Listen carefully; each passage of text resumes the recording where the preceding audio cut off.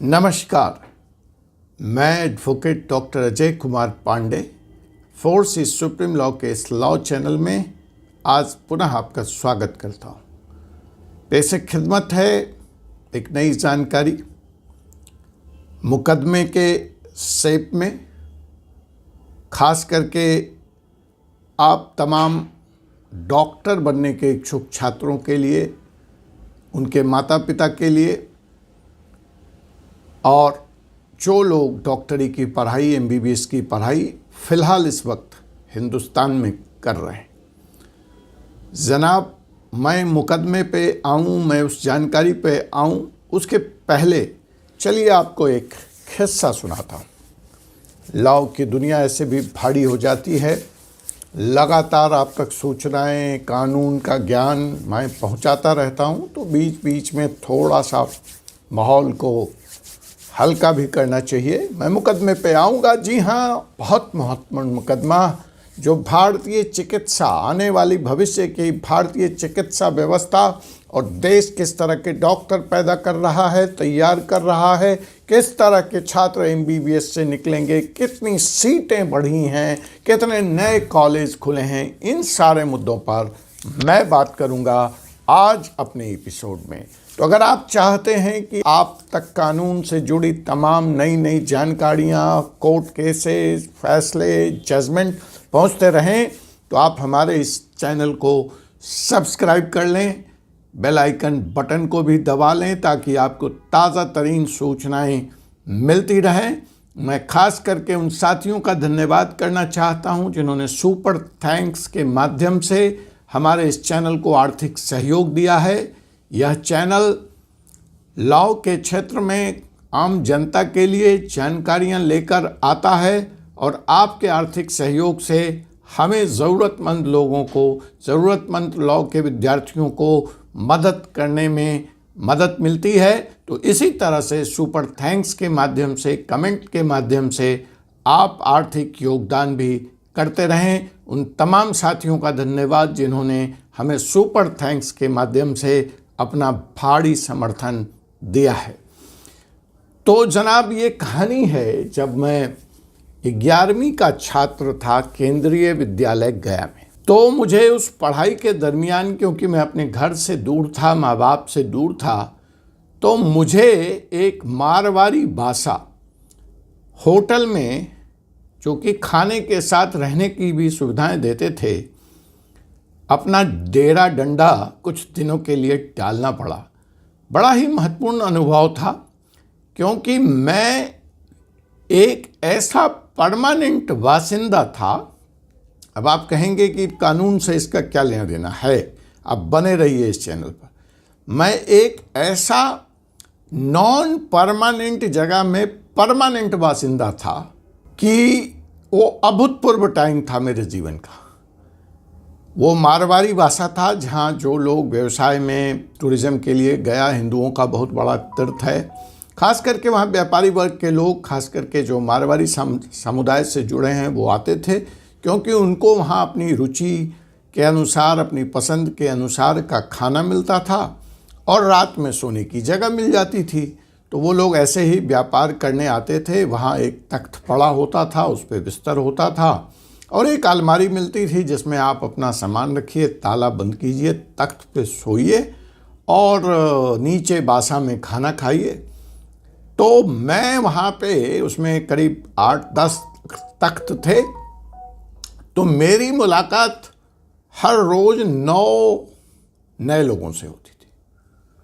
अब कोई उसमें पत्थर का व्यापारी होता था, कोई बालू का व्यापारी होता था, कोई सिनेमा के रील सप्लाई किया करता था, वगैरह वगैरह। मैं उसमें एक परमानेंट बासिंदा था।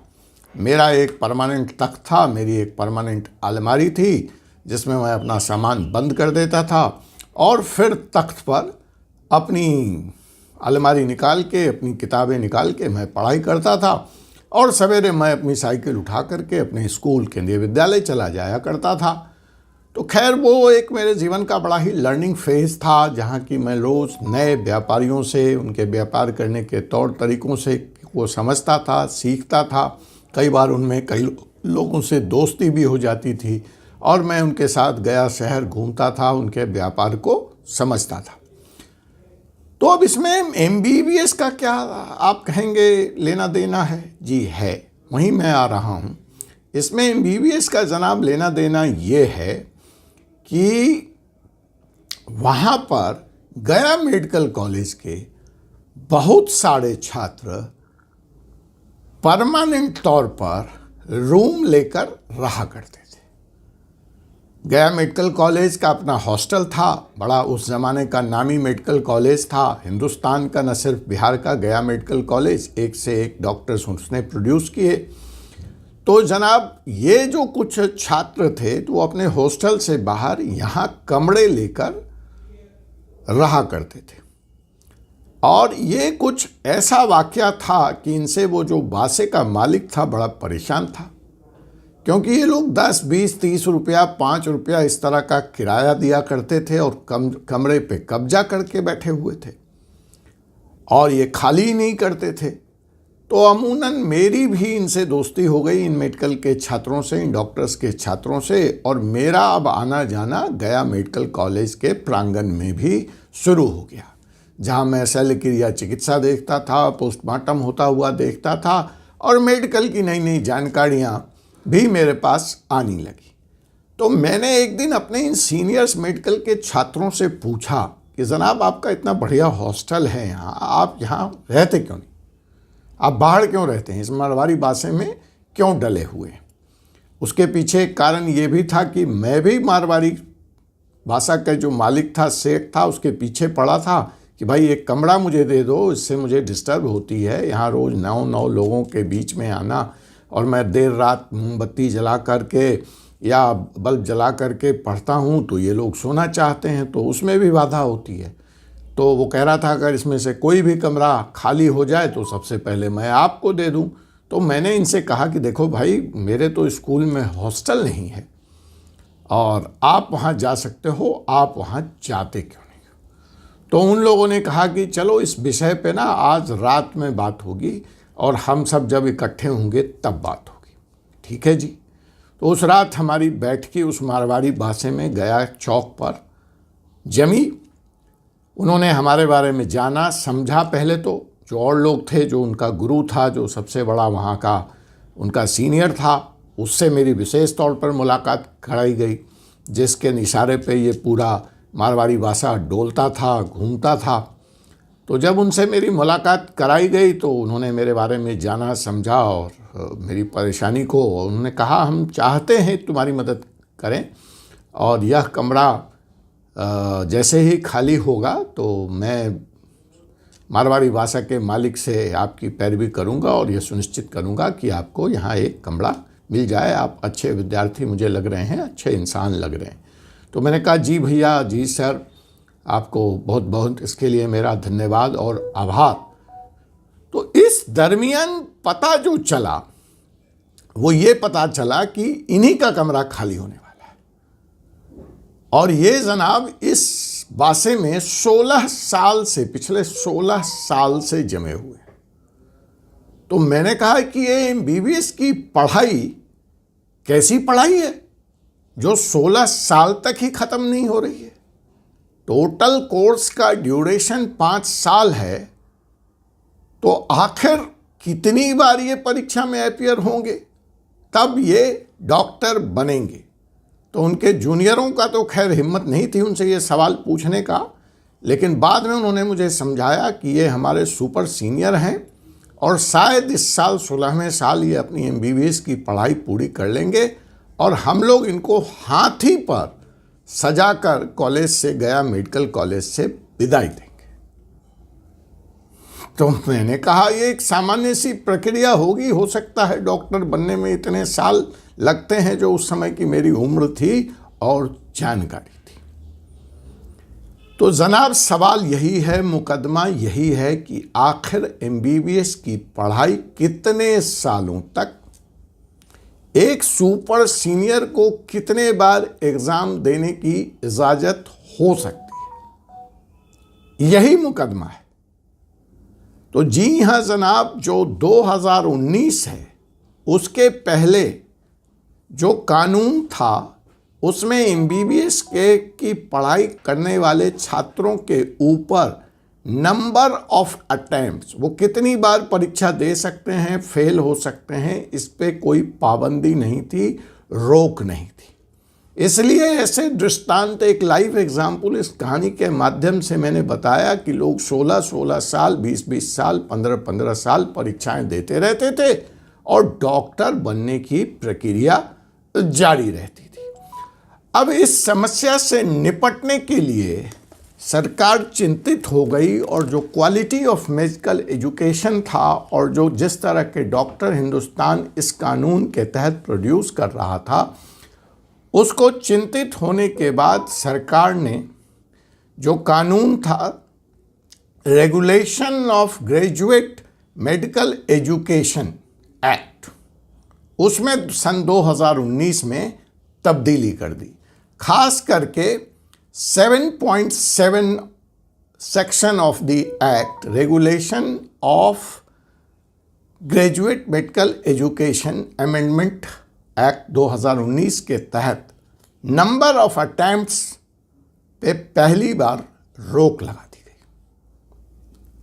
अब जनाब, नया कानून यह कहता है कि एक एमबीबीएस के छात्र को उसके फर्स्ट ईयर की परीक्षा देने के लिए मैक्सिमम 4 अटेम्प्ट अलाउड होंगे, इससे ज़्यादा नहीं। इसके पहले इस नंबर ऑफ अटेम्प्ट्स पे कोई रोक नहीं थी। तो ये 4 अटेम्प्ट का जब रोक आया तो हमारे मेडिकल के छात्रों को यह अमेंडमेंट, यह नया चेंज संभवतः नहीं भाया और मेडिकल के कुछ विद्यार्थियों ने बतौर पिटिशनर इस एक्ट को दिल्ली हाई कोर्ट में चैलेंज कर दिया और उन्होंने कहा कि यह उचित नहीं है। दूसरा जो चैलेंज किया वह मसला यह था कि अगर यह एक्ट आया भी है तो यह 2019 के बाद के जो एडमिशन्स होंगे मेडिकल के छात्रों पे, उन्हीं पे लागू होना चाहिए। अमेंडमेंट यह कहता है कि यह एक्ट रेट्रोस्पेक्टिव इफेक्ट से लागू होगा। मसलन जिस दिन से यह एक्ट आया उसी दिन से यह माना जाएगा और इसमें जो भी छात्र वर्तमान में मेडिकल की परीक्षा पढ़ रहे हैं, चाहे वह बैच 16 से हों, 17 से हों, 18 से हों, उन पर यह फैसला लागू होगा 4 अटेम्प्ट वाला। तो एक्ट के इस दोनों प्रोविज़न को मेडिकल स्टूडेंट्स ने दिल्ली हाई कोर्ट ने चैलेंज किया। दिल्ली हाई कोर्ट ने उनको किसी भी तरह का रिलीफ देने से इनकार कर दिया और कहा कि एक्ट बिल्कुल दुरुस्त है, 4 अटेम्प्ट कम नहीं होते फर्स्ट ईयर की परीक्षा पास करने के लिए, अतः इसमें कोई रद्दोबदल तब्दीली नहीं की जाएगी। छात्र छात्र ठहरे, उनके भविष्य का भी सवाल था। वो भला दिल्ली हाई कोर्ट के इस फैसले को कहाँ मानने वाले थे। तो छात्रों ने इस फैसले को सुप्रीम कोर्ट में चुनौती दे डाली और यह मुकदमा लगा चीफ जस्टिस डी.वाई. चंद्रचूड़ की अदालत में, चीफ जस्टिस जी.वाई. चंद्रचूड़ के कोर्ट में, जिसमें उस बेंच में शामिल थे जस्टिस पी.एस. नरसिम्हा और जस्टिस पी. पारदीवाला। तो 3 न्यायाधीशों के समक्ष यह मुकदमा आया और न्यायाधीश समझ नहीं पाए कि यह किस तरह का मुकदमा है और उसने पिटिशनर से, छात्र से, उनके वकील से पूछा कि जनाब, आपको 4 अटेम्प्ट क्या काफ़ी नहीं है? जिसका संतोषजनक जवाब पिटिशनर या पिटिशनर के वकील नहीं दे पाए। उन्होंने कहा कि अगर 4 अटेम्प्ट में भी आप मेडिकल की परीक्षा, फर्स्ट ईयर की परीक्षा, एमबीबीएस की परीक्षा पास नहीं कर पा रहे हैं तो मुझे समझ में नहीं आ रहा कि विश्व की किस व्यवस्था में, शिक्षा व्यवस्था में, where so ever in the world this can be allowed. और अगर इस तरह के डॉक्टर हमारे देश में प्रोड्यूस हो रहे हैं या होंगे तो भगवान जाने वो कैसी चिकित्सा करेंगे। और हमारे देश में जो क्वालिटी ऑफ हेल्थ केयर है जो क्वालिटी ऑफ हेल्थ सर्विस है वो किस तरह की सर्विस होगी, इसके बारे में हम सब विस्मित हैं। और सुप्रीम कोर्ट ने पिटिशनर्स को यह कहा कि बजाय आप कोर्ट में अपना समय बर्बाद करने के जाइए, अध्ययन कीजिए। 4 अटेम्प्ट्स कम नहीं होते। अगर आप डॉक्टर बनना चाहते हैं तो आपको अपने फर्स्ट ईयर की परीक्षा मैक्सिमम 4 बार देने की इजाज़त होगी। और यहाँ तक कह दिया कि अगर पेपर बीच में आपने छोड़ा, मीन्स पार्शियल अटेंडेंस भी, पार्शियल अपीयरेंस भी आपने परीक्षा में दी है, तो वह एक अटेम्प्ट के बराबर काउंट की जाएगी। तो जनाब, सुप्रीम कोर्ट के इस फैसले के बारे में आप क्या सोचते हैं? इस नई तब्दीली के बारे में आप क्या सोचते हैं? कमेंट के माध्यम से आप ज़रूर मुझे बताएं। और किस तरह के विषयों पे आप और जानकारी चाहते हैं यह भी बताएं। मैं आपके पसंद की वीडियो लेकर, आपके पसंद का मुकदमा लेकर, आपके कानून की जानकारी लेकर यूं ही फोर्स ए सुप्रीम लॉ के इस यूट्यूब चैनल पर लगातार आपसे मिलता रहूँगा। तब तक के लिए मुझे विदा दीजिए। आपसे मुलाकात होगी एक ऐसे ही एपिसोड के साथ, एक ऐसे ही विषय के साथ अगले एपिसोड में। मैं हूं doctor Ajay Kumar Pandey, advocate, supreme court of India. जय हिंद, जय भारत, जय संविधान।